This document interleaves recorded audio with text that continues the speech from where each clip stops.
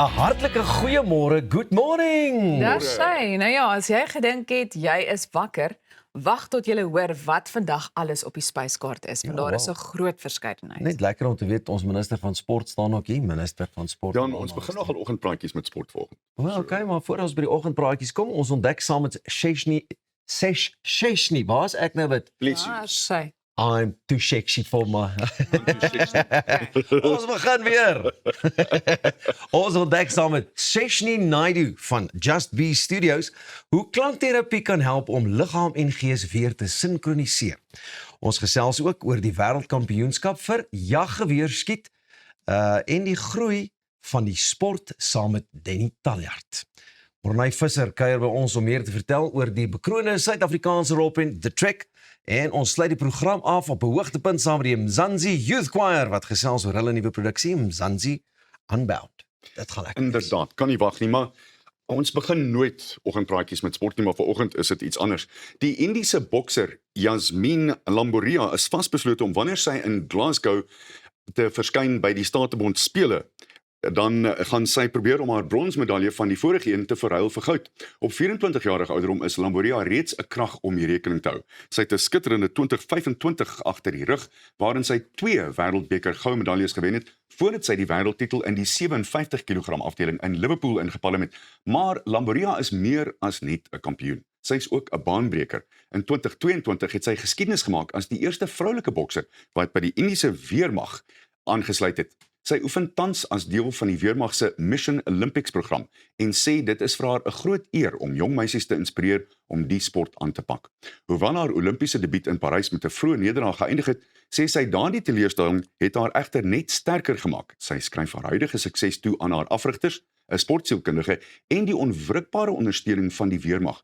Boks loop ook diep in haar bloed. Lamboria kom van Bewana, 'n stad wat as Indië se mini-Cuba bekend staan weens sy ryk bokstradisie. Haar oupa Grootjie Hawa Singh was self 'n legendariese bokspionier en 'n tweemalige goudwenner by die Asiatiese spele. Interessant genoeg het sy ook inspirasie uit 'n ander sportsoort. Sy sê sy probeer die kalmte van die voormalige cricketkaptein van Indië, MS Dhoni, navolg elke keer wanneer sy in die kruit inklim. Dis 'n baie mooi storie en haar neefie Amazing het gesê dis regtig 'n amazing storie. Verbasend. Ja, Amazing. Amazing. Hier's 'n interessante ding vir jou.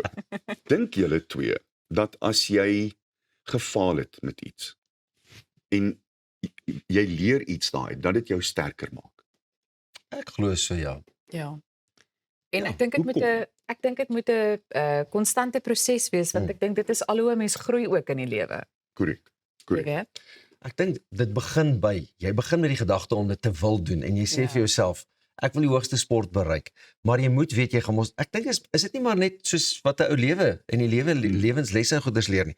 Jy gaan val, maar jy moet dit gebruik tot voordeel van jouself en van die sport of whatever jy as 'n einddoel in sig het om jou sterker te maak. Ek sê altyd, die wat my kritiseer en my Sondag probeer steel, keep it coming want dit inspireer my en dit Ja. laat my leer. Dis korrek. Hier's 'n interessante vraag daarbey saam. As mens nou mooi daaroor gaan dink, die geestelike voorbereiding wat mens doen. Ek weet, ek byvoorbeeld, ek begin al kyk na wat ons doen die dag van tevore en dan dink ek, wat gaan ek hier sê, wat gaan ek daar? En so manipuleer jy jou brein om reg te kom.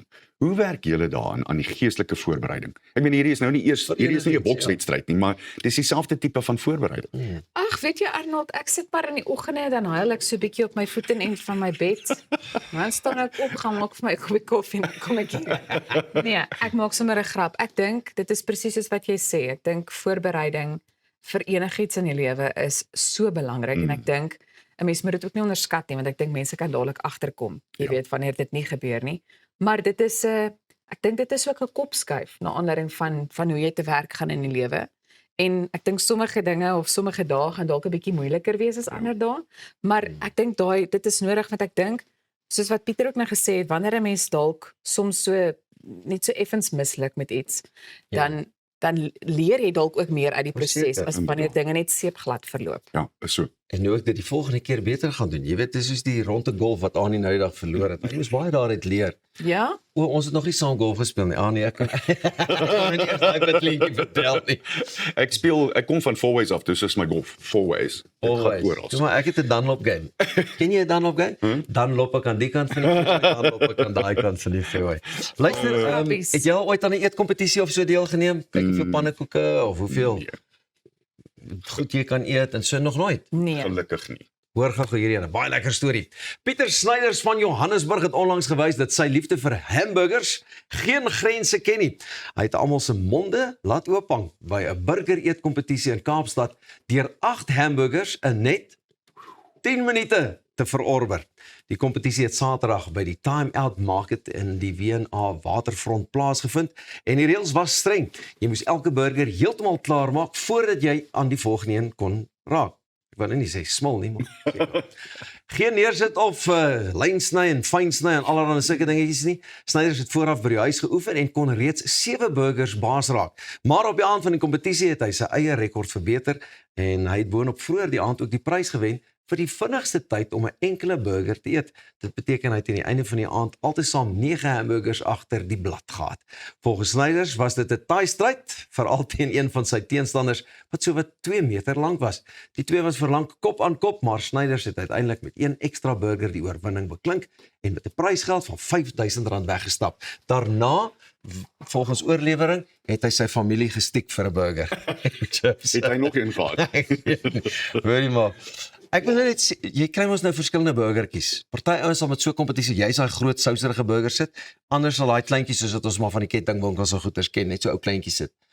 As dit kleintjie was, sou ek nog kans sien, maar as dit die groot is wat nou Nee. properly made is en goed, dink net hoe voel jy na 2 burgers? Ek dink net altyd met so iets, jy vergeet wat jy eet. Jy prop net in. Met ander woorde, dit het nie smaak nie. Een van die wonderlike dinge vir my van eet is juis wat jy in jou mond proe en hoe lekker dit saam met ander dinge gaan. So jy mis daai ding heeltemal, dink ek. So, Els is stil. ja, wat ek wil nou juist Sy is vir jou ontvat. vra. Nee, glad nie. Hoe gaan ons glad nie, maar as daar miskien iets is, jy weet wat julle dink julle goed in sou vaar as ek dit so kan stel. Ja. Iets anders as hamburgers, wat sou dit wees wat julle so een vir een kon inrig en dalk kon wen? Nee, ek weet nie. Pretzels en bier. Ja, maar dit gaan 'n lang kompetisie moet wees, nie 10 minute nie, want Ja, dan nee, jy dink hy kou niks na 'n burger nie, want as jy 8 burgers in 10 minute, wat's dit so 'n minuut en 'n bietjie Ja, per burger. per burger. Nee, Dis jene, baie min mense. tyd. Maar dankie, jy laat vir my nou dink aan daai Ek enetjie sou wat ons sê kan. sjokolademousse. O, is dit? Ja, Ja, Of sjokolade tiramisu. Dit kan ek nogal insien. Ek sou wen. Ek wil 'n sou bietjie gaan verseker kyk op wen. Guinness World Records, wat is daar of Suid-Afrikaanse rekords vir. Wel, ons het mos nou al vroeër springkane en goed geëet. Kan ons nie so ietsie probeer nie? En onthou jy, ek dink was dit met die eerste episode wat jy 'n klomp marshmallows Ja, korrek. Ja. so weggesteek het in jou mond? Kan jy onthou Dit nie? soos Bugs Bunny gelyk. Ja. Ja, the Roadrunner, here we go. Baie interessante storie. Ek wonder net nog steeds of R5000 genoeg sou wees vir my om al daardie hamburgers te verorber. Maar nou ja, bly julle net waar julle is.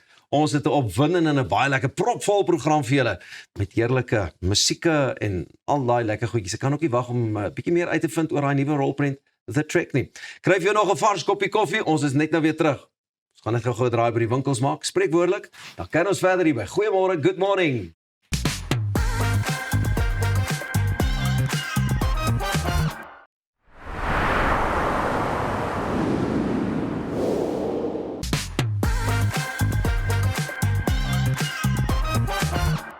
Today we are exploring a unique way to relax, reset and take care of our well-being. Sound therapy is becoming increasingly popular as more people discover how vibrations and different sounds can help calm the mind and body.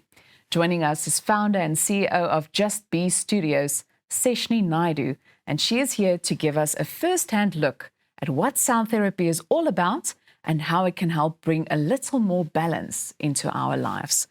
Goeiemôre, good morning, and thank you so much for joining us. Well, thank you so much for having me today. And it's such an honor to, sit down on the floor with you for this specific interview. I'm looking forward to find out a bit more. But for those who are maybe not that familiar, what exactly is sound therapy? So, well, thank you so much for having me on the show today.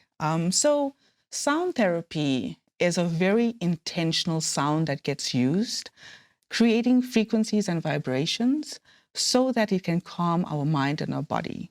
So with these, you have different instruments that helps intentionally set sound.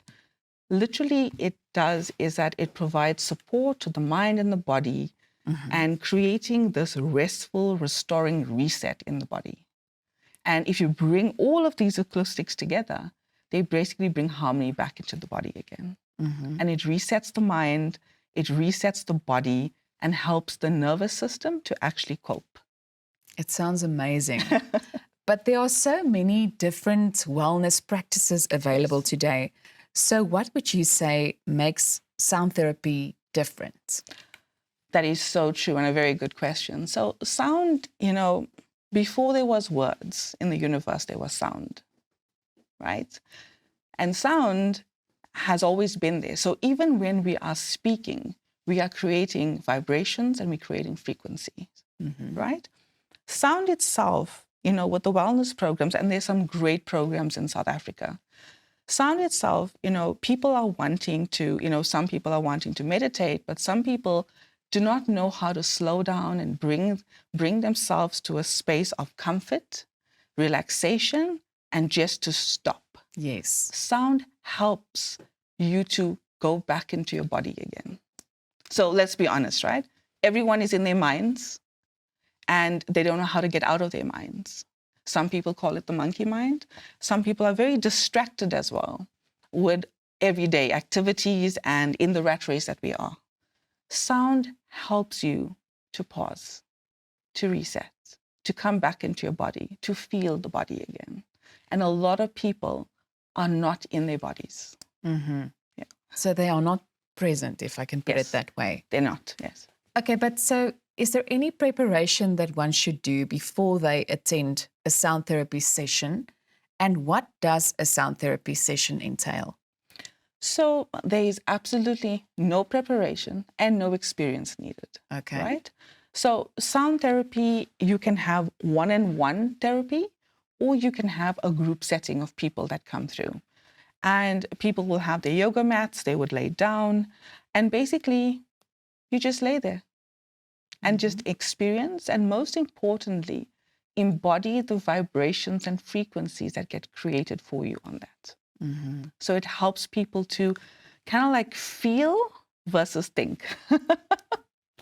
Now, you are here to give us a little bit of a short demonstration today. Before we get to that, I would just like to ask you, what should we pay attention to? So get out of your mind and think, feel, just feel. Your body will start feeling. You will have certain sensations. Some people will say goosebumps as well. So just feel the body. Feel the muscles relaxing. Feel the jaw relaxing and not clenching, and your arms not tight but open. So the body becomes, and the muscles become loose, and it becomes tranquil. That's it. Now, you've also brought some instruments today. I So did. just tell us a bit more about the bowls. Okay. So these are traditional bowls, Yes. and all of my instruments, I come from all the places I travel to. Okay. These are from Nepal, and as you can see, they are definitely ancient bowls that has been brought. But if you have a look at each of the bowls, they don't sound the same.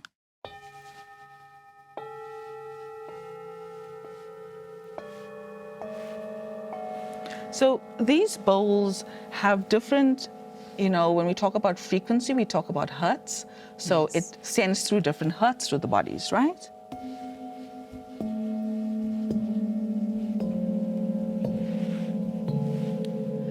And these vibrations harmonize and they speak to the energy centers of the body. And that is why the muscles then start contracting and then start relaxing. Because think about it as well. Our body is made up of 60 to 70% of water, right? Mm-hmm. If you look at water and if you have to put yourself into our body, vibrations speak to the body and it actually starts vibrating and it starts releasing everything. The nervous system starts connecting again. which is, it's a feeling that most people do not resonate with because every day we are on the go and we're not stopping. And I think it's something that you cannot explain to someone. I mean, it's quite strong. I Yes. felt it when you did Yes. that a little bit of a demonstration, but I think we should do a session now, a Okay. short session. All right. So, yes. All right. Tell me what I should do, Okay. if I should sit in a particular way. You can sit however you want to. Okay. All right. Have your hands and just place them on Okay. and just close your eyes. And I'm going to take you through breathing as well. All Okay. right. All All right. right. So take in a deep breath for me through your nose and out through the nose. One more time. And again. And just allow yourself to deepen, to relax.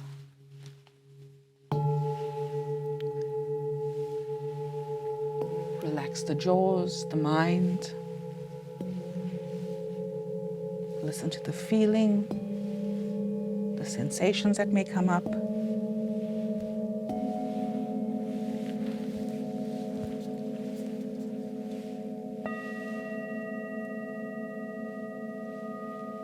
And as you feel the vibrations and the harmony,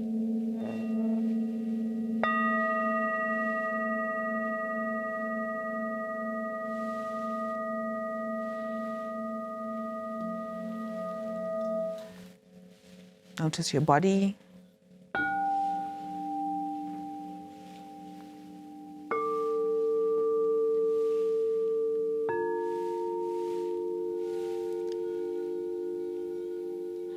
Breathe naturally.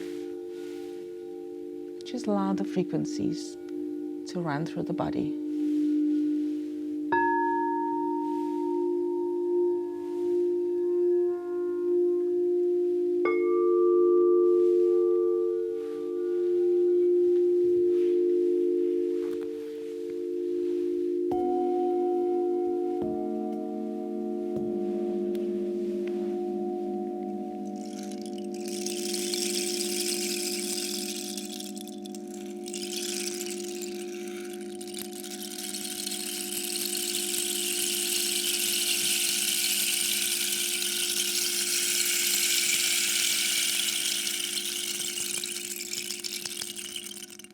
Taking a deep breath for me.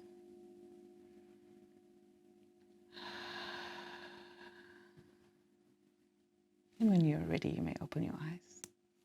Wow, that's amazing. I mean, I feel so relaxed. Can we just stay here? I mean, let them continue with the show. I think so, right? I think we can just sit here. No, it's truly remarkable. Thank you so much for joining us this morning and for giving this demonstration. And I'm sure that the whole team is going to attend one of the sessions. That would be Yes. great as well. Please do. You're welcome. Thank you so much for today. I appreciate it. And I just hope that people understand that, you know, to get away from life, you know, the kids, the home, even work, and just take a reset and take a moment. These sessions are anything between 30 minutes to 45 minutes. And, you know, it's nothing of your day. Absolutely. Well, thank you so much. Thank you again. so much. Goed, so bly gerus ingeskakel want ons is net hierna terug met sport. Jy's ingeskakel by Goeiemôre, Good Morning. Ek hoop jy geniet 'n tweede koppie koffie saam met ons.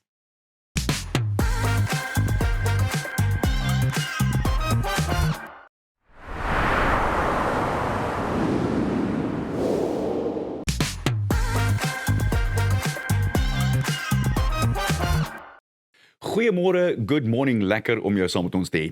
Die wêreld se beste jaggeweerskutte het onlangs in die Wes-Kaap vir die 5de wêreldkampioenskap vir jaggeweerskiet saamgetrek. Om meer te vertel oor die opwinding van die kampioenskap en die indrukwekkende groei van die sport in Suid-Afrika, gesels ons nou met Denny Taljaard. Hy is die president van die SA Sport en Jag Federasie. Denny, lekker om jou saam met ons te hê. Baie dankie vir jou tyd. Vertel ons gou-gou van die kampioenskap. Eerstens, hoe het dit hier in Suid-Afrika opgeëindig? Môre Arnold, ek dink hier is so 'n klein bietjie van verwarring. Ons kampioenskap het in die Bosveld plaasgevind op Swartwater.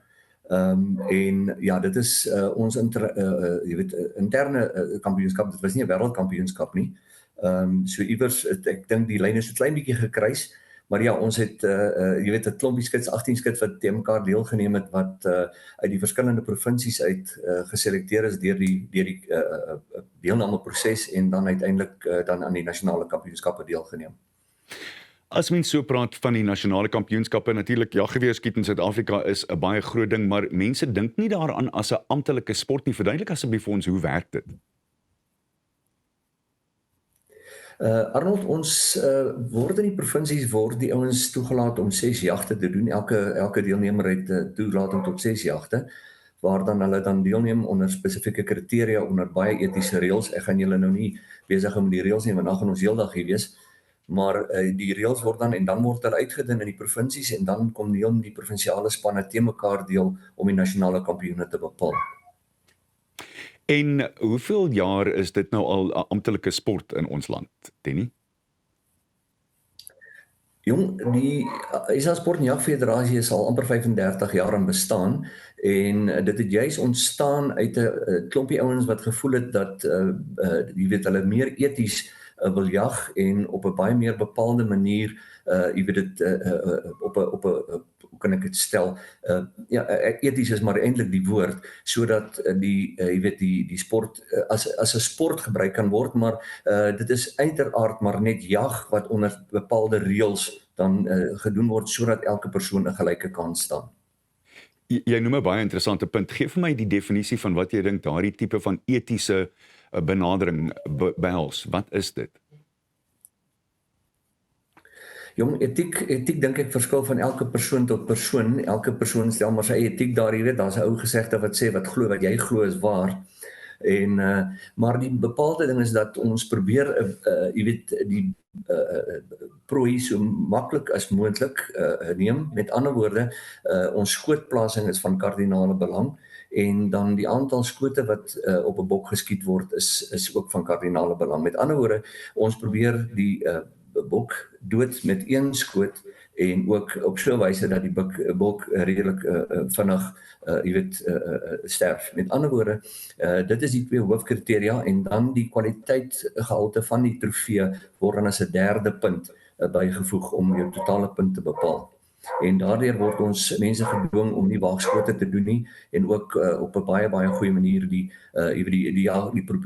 bok te jag en elke persoon is aangewese op sy eie vermoë omdat daar geen gids by daai persoon is nie. So dit gaan daaroor jy weet om jou eie vermoë te verbeter en dan die bok met so min as moontlike leiding en ook met enkelskoot dood te maak. Ja, net soos die grootte wat weggekom het as mens praat met vissermanne, is daar manne wat praat oor die bokke se horings. Gee my net so 'n bietjie insig daarin. Dis nie iets wat ek baie goed ken nie en ek dink ons kykers sal nogal geïnteresseerd wees om daaroor te hoor. Arnold, daar is verskeie meetmetodes wat gebruik word in die wêreld. Ek kan maar drie vir jou noem, die SCI meetmetode, dan die Rowland Ward meetmetode en dan ook die Suid-Afrikaanse meetmetode. Dit is die drie wat ons maar hoofsaaklik gebruik. En daarvolgens word 'n norm vir 'n bok bepaal, byvoorbeeld op 'n Rowland Ward is die rooibok se norm 23,5 duim. En dan ons punte word bepaal deur hoe ver of hoe ver bo of hoe ver onder jy by op die spesifieke norm is en daardeur word jou trofeegehalte bepaal. Maar wat baie interessant is by die SA Sport en Jagfederasie, die vroulike diere word ook in ag geneem en hier werk ons met vroulike diere wat horings het, word die horing gemeet en vroulike diere en byvoorbeeld ook zebras wat nie horings het nie, word daar 'n gewignorm gestel. Ek kan dit byvoorbeeld noem 'n rooibok gewig ons 30 kg. So as jy bo kan 30 kg skiet, gaan jy 5 pluspunte kry en onder 30 kg natuurlik minder as 5 punte. So dit gee ons 'n gelyke kans om manlike en vroulike diere te oes en wat ook baie gunstig is by baie van die boere wat ons byjag. Ek sou aanneem daar's verskillende kalibers. Vertel ons daarvan asseblief. Ja, daai is ook 'n debatteerbare punt wat ou vir jare mee gaan gesels en jy gaan nooit almal tevrede stel nie. Dis dieselfde waar ons kom met is 'n dubbelloop geweer beter as slotgeweer. Jy gaan nooit tot 'n finale gevolgtrekking kom daar nie. Ons laat die boere bepaal die minimum kaliber wat hy op sy plaas toelaat. Gewoonlik is dit in die omgewing van 'n 243 of 'n 270. is gewoonlik die minimum kalibers waarmee ons jag en dan jy word nie beperk op die boonekant van die kaliber nie.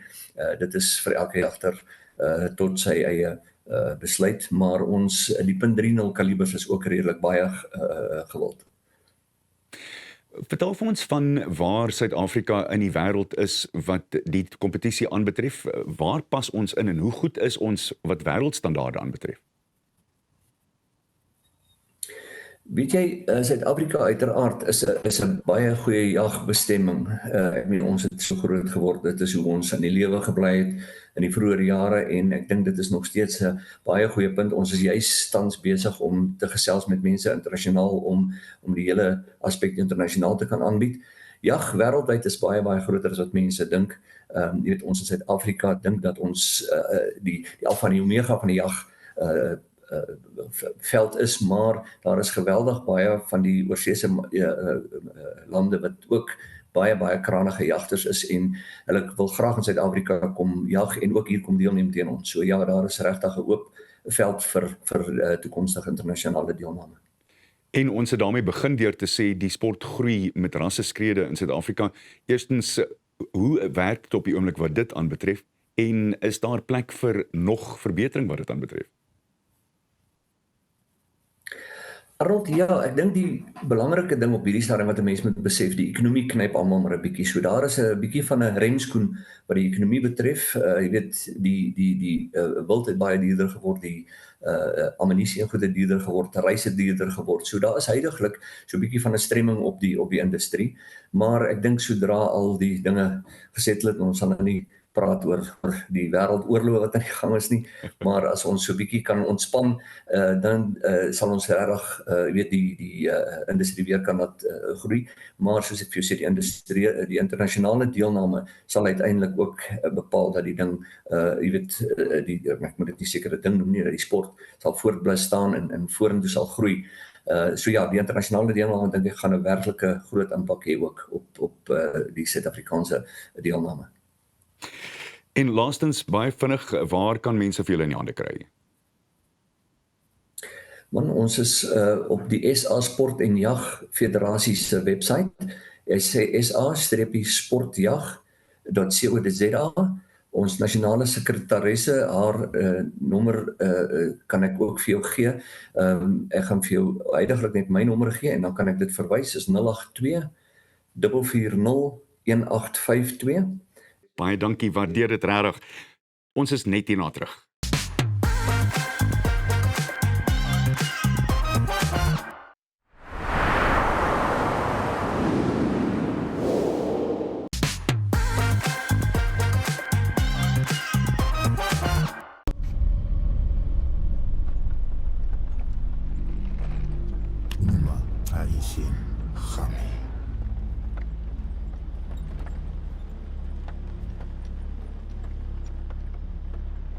Aisin ga i gang gang.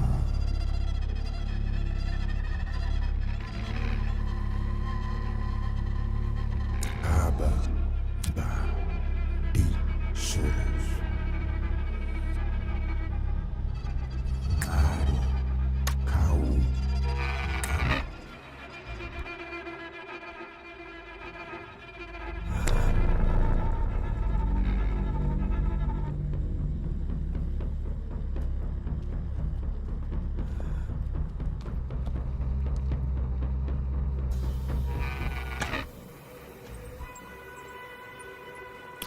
Guru khasi re kau gua aroma.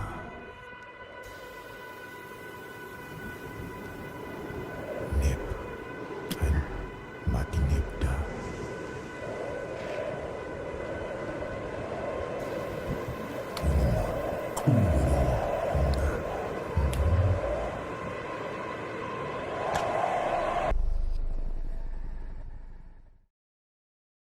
Die bekroonde Suid-Afrikaanse rolprent The Trek bring geskiedenis, spanning en thriller elemente saam in 'n unieke horror western wat reeds internasionale lof ontvang.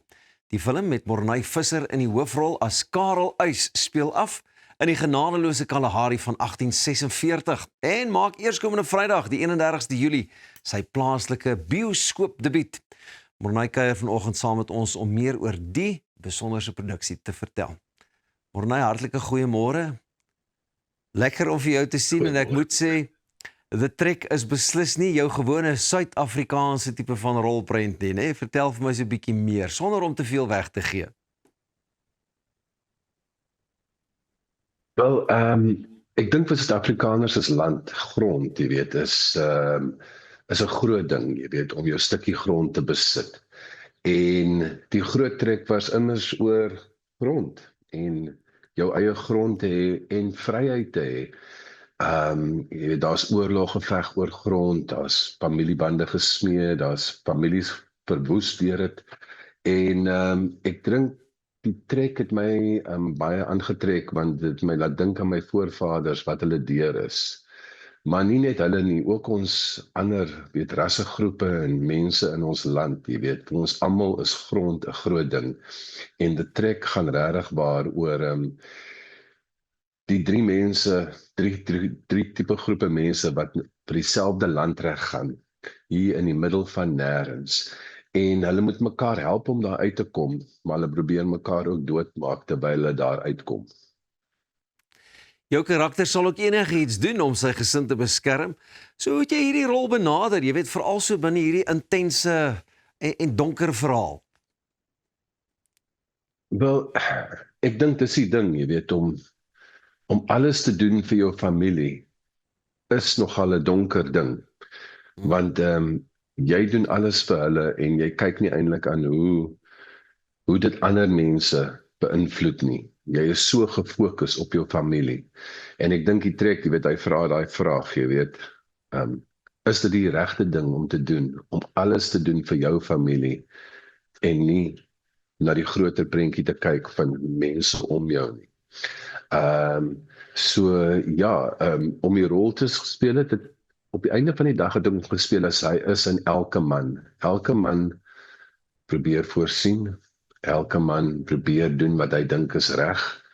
En dit was maar net, weet, my uitgangspunt gewees met 'n ongelooflike teks.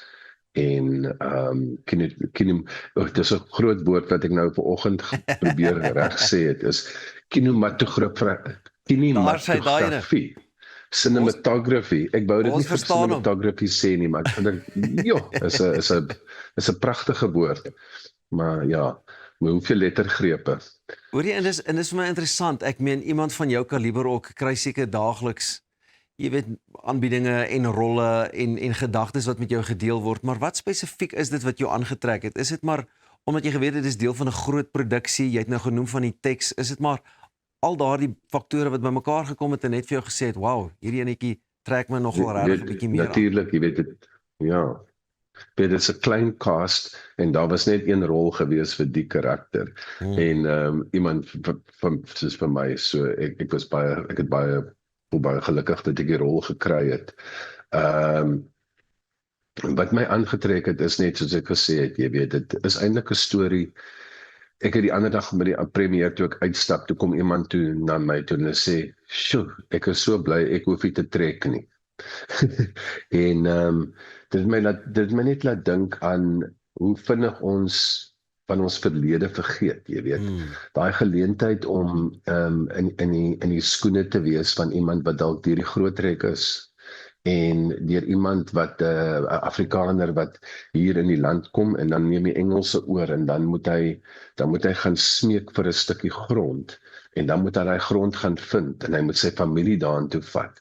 En die opofferings wat gemaak is, ek dink nie ons dink soms aan die opofferings wat ons voorouers vir ons gemaak het nie, sodat ons eendag kan grond hê, en waardeur hulle is. En dit is regtig 'n thriller waardeur hulle is.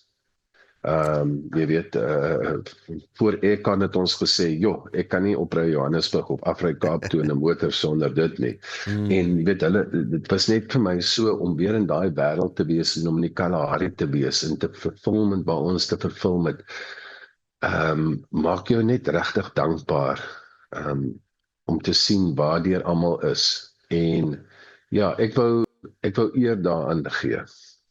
En ek kan nie wag om te sien nie, want ek is seker jy het dit ook gedoen saam met die Briljante span wat saam met jou gewerk het. Die film speel ook af in die Kalahari wat amper soos 'n karakter op sy eie is.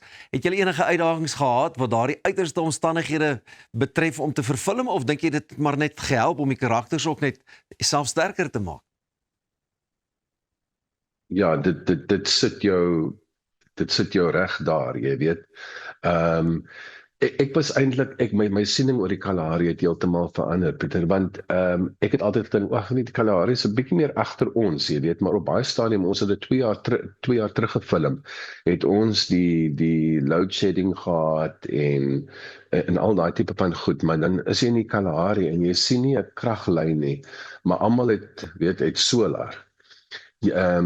Ons het sukkel hierso met 'n droogte en daar kry mense minder as 100 mm reën 'n jaar en tog kan die boer vir sy 25 werkers 130,000 liter vars water verskaf elke jaar. En ek het net eintlik besef dat hierdie mense wat in die Kalahari bly is eintlik baie ver voor ons wat in die stad bly. Vir die bietjie wat hulle het, maak hulle kos, hulle het lafenis, hulle het koelte, hulle het krag. En hulle kan oorleef, hulle doen hulle ding. Morney, hulle vreeslik kan baie dankie dat oorleef. jy ingeloer Maar het natuurlijk, het was en sterk ook geweest, al dit daardie was groot een woorde challenge. aangevat het so vroeg in die oggend. Ons sien met groot opgewondenheid uit na The Trek, Kinematografie. wat natuurlik eerskomende Vrydag ook in die bioskope te sien gaan wees, maar baie dankie en baie geluk ook. Net hierna gesels ons met die Mzansi Youth Choir, of sal ek sê, sing ons saam, die Mzansi Youth Choir. Moenie weggaan nie, dit alles net hier by Goeiemôre, Good Morning, Nyatonga, Zigarati.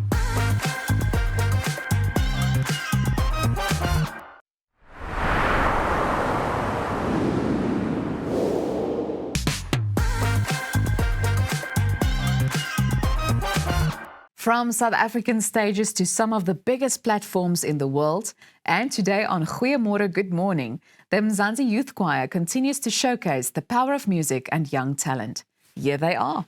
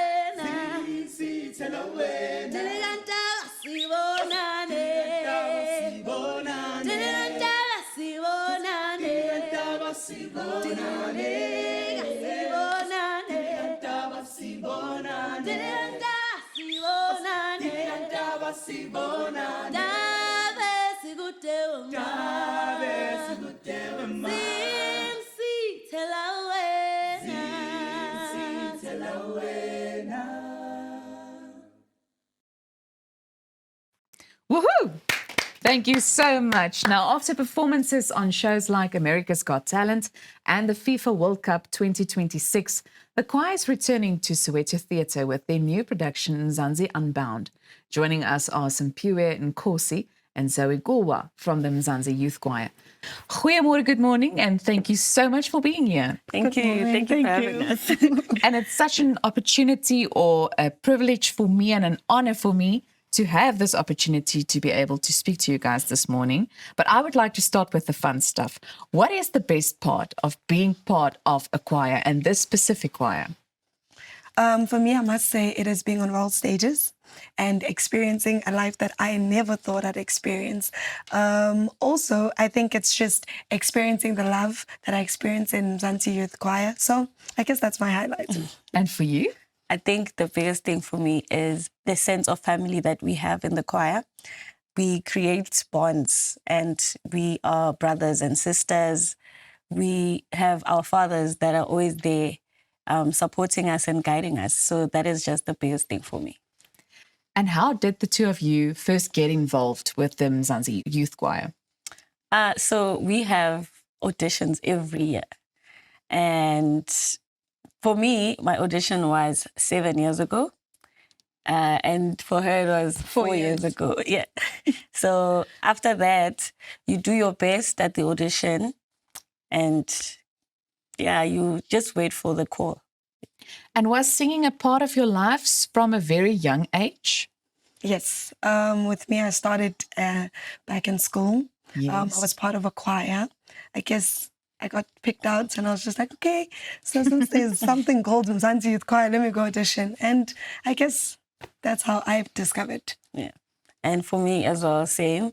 I was told by my teacher in primary school that I might have a voice and I should take it seriously. And from that time, I joined choirs in school, choir at church, children's choir, and it put me here. Yeah, it put me here. Now, being part of a choir is so much more than just singing. I mean, you've referred to the bonds and everything and the fact that you are more like a family. But I would also like to ask you, how do you think the Mzansi Youth Choir shaped you on a personal level? So let's start with you. Okay. So with me, being in the Mzansi Youth Choir has shaped me to be who I am today. Specifically, I didn't just learn music and choreo, but I learned values. I learned more about timekeeping, because if you're not at your pickup at the right time, the bus might leave you, you know. And I learned so much about what family is, you know, and how to embrace other people and take out the spirit of Ubuntu, which is I am because you are, and just show love and care for each and every one of or people that you see alongside. Yeah. I think it's the same for me as well. But just to add, for me, it gave me my confidence because I was very shy.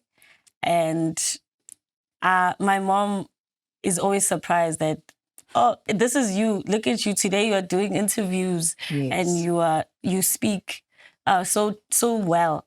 It gave me my confidence and it opened doors for me that I never thought I would see about myself, like being a leader or being in the front or holding a mic and singing a solo. So those are things that I never thought I could do. All right. Now, Mzansi Unbound at the Soweto Theatre. Tell us more. Oh, yes. So it's an exciting show. It's a show that, you know what, no one should miss out. We are going to be celebrating South Africa's music and world music also, singing classics like Bohemian Rhapsody. Wow. And going into Maskandi and going into traditional music, pop music also. So it is just a show filled with so much versatility. And we would like people to see that we are a choir that can do anything. So people shouldn't miss out. Where can we find more information? You can get more information on our website, Mzansi Youth Choir on Instagram, Facebook, Mzansi Youth Choir, and then you can get our tickets on web tickets. The show will be on the 7th and 8th of August, well, next month. And our tickets run at 200 Rand. Yes. Okay, well, that sounds very good. Now, just before we end this interview, I would quickly like to ask you, I mean, you've referred to the world stages. Is there one specific performance that stood out? Yes, definitely. FIFA. I think that is an artist's dream to perform whether the national anthem or their own song. I think it's one of the biggest stages in the world because billions and billions of people are actually watching. Yes. So that was one of the biggest stages, I think, of the Mzansi Youth Choir and the biggest highlight we've had after EGT. And it just shows that there's greater heights for this choir and it's things that we never thought we would reach, but by God's grace, we keep moving and we keep pushing. So we are just very grateful. Well, I'm a bit selfish, so I'm going to ask you to take your places in that side and give us a little bit more. So you can take your places in while I say goodbye. Baie dankie dat jy vanoggend ingeskakel het. Dit is dan al van ons kant af and you guys can start as soon as you are ready, maar ons sien julle môre weer. Oh,